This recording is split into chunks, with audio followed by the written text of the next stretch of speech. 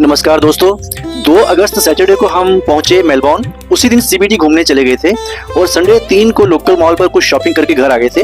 Rest किया क्योंकि अभी जेट लॉग का असर था।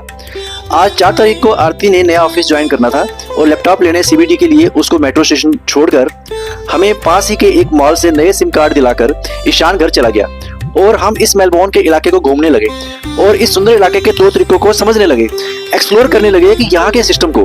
कंपैरिजन तो बाय डिफॉल्ट हो ही जाता है। ठंडी जोरदार हवा चल रही, हवा एक अलग ही मौसम का नजारा पेश कर रही है।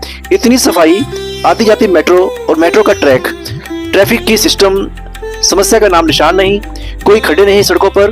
पैदल चलने वालों के लिए अलग से रेड लाइट, वो भी अपने कंट्रोल में। अगर सड़क पार करनी है तो पोल पर लगे बटन को दबा दो और खुद ही रेड लाइट करके ट्रैफिक रोक लो और सड़क पार कर लो। वैसे भी पैदल चलने वालों को सड़क पार पर प्राथमिकता दी जाती है, चाहे कितनी भी बड़ी गाड़ी क्यों ना हो। क्या ये भारत में नहीं हो सकता?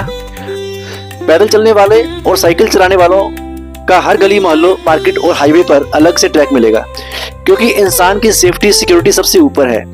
क्या ये भारत की सरकार लागू नहीं कर सकती हर इलाके में? पार्किंग की बेहतरीन व्यवस्था, कोई हॉर्न नहीं बजाता।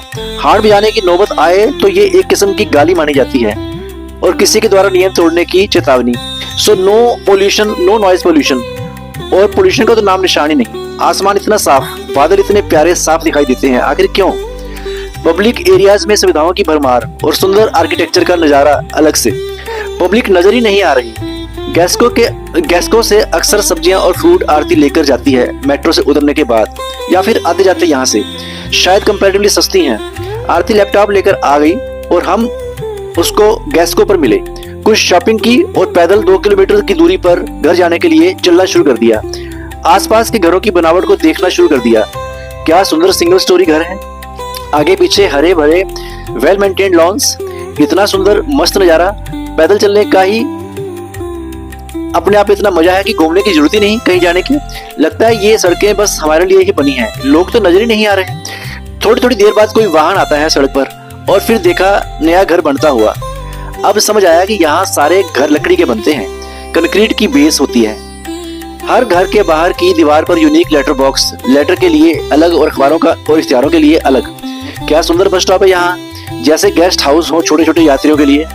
ट्रैफिक में भी बस या कारें, कोई रिक्शा या ऑटो नहीं।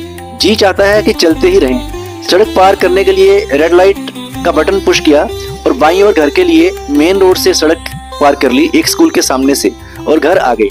आप बने रहिए हमारे साथ। Thank you.